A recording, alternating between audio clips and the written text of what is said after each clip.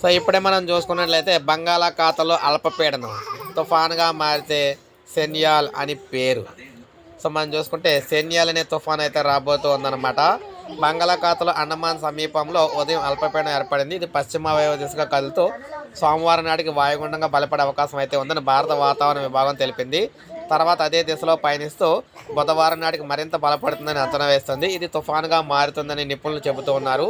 తుఫాన్గా మారితే సెన్యార్ అని ఐఎండీ నామకరణం చేయనుంది. ఈ పేరును యునైటెడ్ అరబ్ ఎమిరేట్స్ సూచించింది.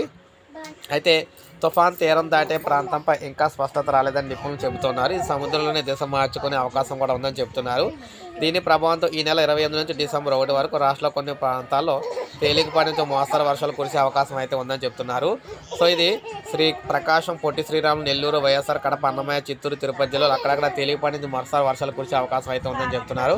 సో ఏది అయినా సెన్యార్ అనే తుఫాన్ అయితే ప్రజెంట్ ఏపీకి అయితే రాబోతున్నట్టుగా తెలుస్తుంది అనమాట. సో ఇది మనకు అప్డేట్. ఒక లైక్ చేయండి, సబ్స్క్రైబ్ చేసుకోండి, సబ్స్క్రైబ్